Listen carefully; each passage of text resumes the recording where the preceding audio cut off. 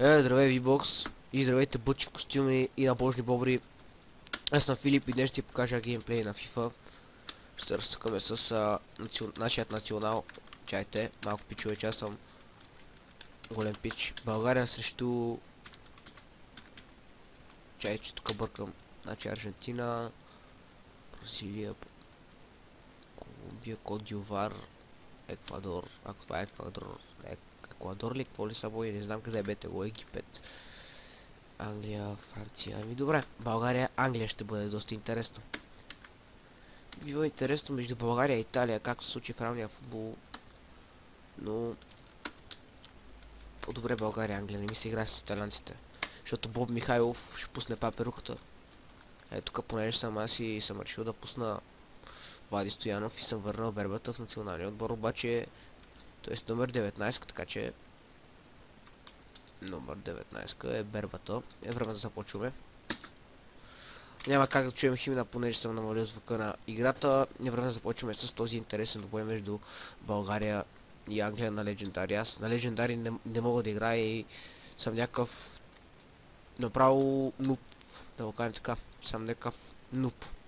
Така, Кайл Уокър подава към Уейн Руни, спасяване на Влади Стоянов.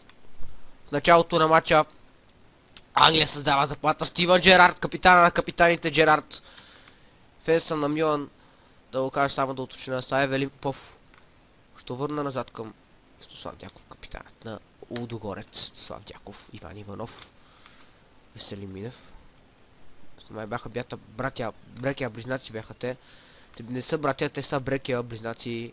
Веселин Минев и Йордан Минев. Даниел Старич е много добре изведен сега. Николай Бодуров ще моли да спре. Даниел Старич! Влади Стоянов отново спасява. И това се случва, когато перуката не е на вратата. Разбирате ли ме? И между другото, мога хетвате, мога псувате, мога правите каквото си искате, защото аз гледания без това не получавам. И така че общо взето не ми дреме. Когато става, мога псувате, мога са базикате. Правете каквото искате, пишете ако ви е ебан клипа.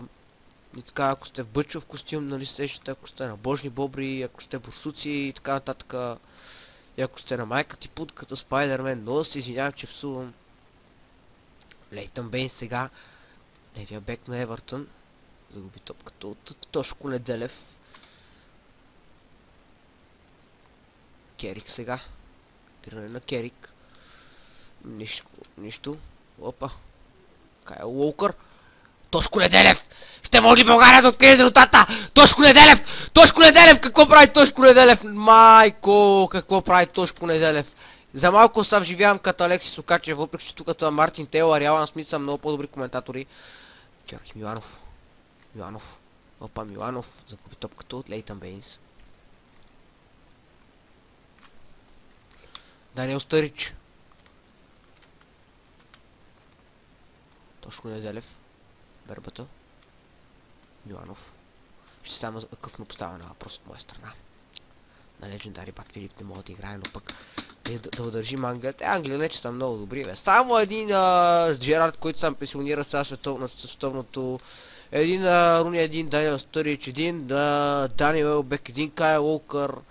То не го познам, Сен такъв е този смешник. Го не знам. Тил Уокът само тук, бе. Все добри такива играчи, бе. И тук в 29-та минута, където на този педерас го обидих, той вкарва гол за отборът на Англия. Правя този клип. Правя тези клипове, колко си събирам смена глупаво от име, защото Филип Тарикат е много готско име, нали сте с Филип Тарикат е много готско име. За петокласник е било готино име преди, сега мене кефи много. Преди за пети клас е било много готско, нали, аз съм бил пети клас, съм много радван на това име. Така сега Слав Дяков, капитанът на Лудогорец за Станислав Манолев. Ще може ли България да изравни? Ако засрамвам България, мома хейтвате, защото не искам да ни засрамвам. Ние сме много добър отбор с адски много легенди. И първият българин с златната топка Христо Стоичков. Това, ако някой не го знае, просто не е фен на футбола. Да не знае кой е първият българин с златна топка, може би и последен. Бавам се, каша последния, бе, по-ще съм аз, бе, нали, аз ще взема златна топка, бе. Каша взема аз футболист няма ставам, пичове. Я ще оставам и Велин Попов, бе. Го пора безмислени неща, защото аз съм бат ви Филип, бе. Майкъл Керик сега. Опа. Толун Селунд. Така. Толун Селунд. Йордан Минев. Изглежда Тошко Неделев. Тошко. Какъвто беше той годен лак. Тошко подава към Георги Миланов. Миланов. Изглежда Бербатов. Удар на Бербатов! Какъв гол! Точно преди почивката. Капитаните. Митко Бербатов. Карва и изравнява резултата. 1-1. Много се вживявам, защото все пак наблюдаваме България, Англия. Само каква асистенция на Георги Иванов. Какъв невероятен гол на Митко Бербатов. Прекрасен удар на Димитър Бербатов. Страхотен завършващ удар. И така Митко прави резултата 1-1. Дани Уелбек сега губи топката от Тошко Неделев. Не знам защо. Сега да го кажа, че ми е лесно, на легендарите ще ми вкарат гол. И аз в принцип не мога игра на легендари. И съм адски голям нуб, защото игра на професионално, но за епизода цъкам на легендари сега. Тошко Неделев! Какъв пропуск! Адски много се вживявам. 1-1, край на първата част. Така, гледате статистиките за първото по време. Владението на топката е 52% за нашият отбор и 48% за англичаните, простете. И да започваме с втората част на този вълнуващ двубой, където България може да обърне смешните англичани. Може би трябваше да играем срещу Франция. Те имат по-добри играчи, но пък аз не знам дали са по-добри сега. Берба спин. Попов. Берба. Удар на Бербатов! Каква града! Ооо! Георги Миланов! Много интересен матч. И както ви казах, може да ме хейтвате, може да не давате, как се казваше, може да не давате такова лайкове, може да не давате лайкове. Може ме псувате, може да правите какво си искате. И аз този клип го правя, защото съм голем бакук. Опа! Попов! Удар Евелин Попов! Какъв гол! Какъв гол на Евелин Попов! България прави своя обрат в 54-та минута на двубоя! Коментаторът кача, новия Тарес каче! Какъв мач наблюдаваме тук на националния стадион, защото му забравих името. Ще Георги Аспарухов стадион Васил Левски. Простете ми, че забравих името на нашия национален стадион, но от радост и какъв гаден лак тук се получи от радост, че побеждавам на легендари и че с България с нашия много добър национален отбор. Но това е просто аз включих Бербатов. Видяхте ли? Бербатов не направи играта. Бербатов направи първия гол. Бербатов направи асистенцията на Евелин Попов. Ето така се играе. Показахме на Англия кои сме ние. И така. Дяко сега. Тошко Неделев. Да видим какво ще измисли Неделев. Губи топката Неделев. Дания Уелбек. Ще може ли България да стигне до своето брат, както го казах сега? Майкъл Керик! Какво ще направи Керик? Спасяване на Влади Стоянов сега. Даниел Стърич. Какво ще опита Стърич? Центриране! Уейн Руни вкарва в 62-та минута на този двубой. Доста подцениха англичаните, но това си каза думата. Кой кашля? Студало ще помогне за проблемите отзад. Студало ще помогне на майка ти в газа. Извинявам се, че псувам. Йордан Минев. Бербата. Яковчето. Минчето. Извежда Тошко Неделев. Опа! Няма да направят обратно. Ако загуба на легендари, да знаете, че съм виновен. Аз ми е виновен Гошо. И аз съм Бадви Филип, както казвате, виждате, моето име е Филип Тарикат. Не знам кога ще бъде качен този интернет, понеже имам най-качествения интернет. Най-готиния интернет, яфа. Кой за топката? Георги Миланов. Какво става тук, защото не мога да се движа? Нещо тук представях и да мога да се движа, така че центрирането е напълно провалено. Така, да се върнем до темата за интернета. Пичуя, нямам интернет от една седмица. И съм много радвам за това.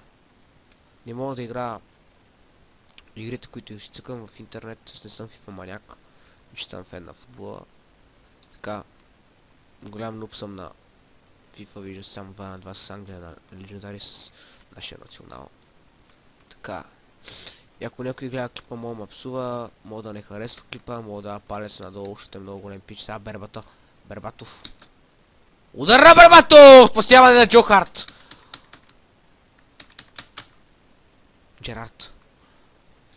Руни сега. Долу връща към Джерард. Като беше отклонена. И сега Англия печела тъч. Еми, като цяло аз...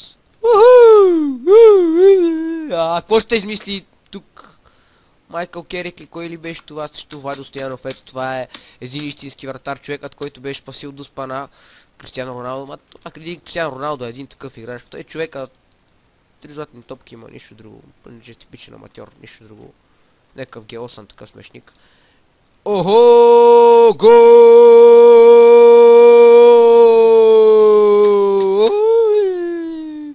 Кайл Уокър вкарва и прави ротата 3 на 2. Съжалявам, пичове, съжалявам, че загубих. Мома хейтвате, мома псувате. Аз загубих националния отбор, обаче дадох всичко от себе, ще играя на легендари и така нататък. Но пък матчът още не е приключил. Георги Миланов. Миланов. Маноле! Хейтвате, мома псувате. Аз загубих националния отбор, обаче дадох всичко от себе, ще играя на легендари и така нататък.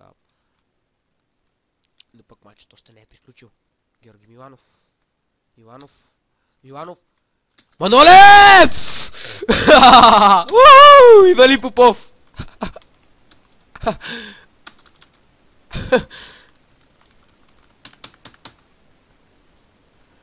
Между другото ще вия да намаля звука при това викане на Станислав Манолев сега.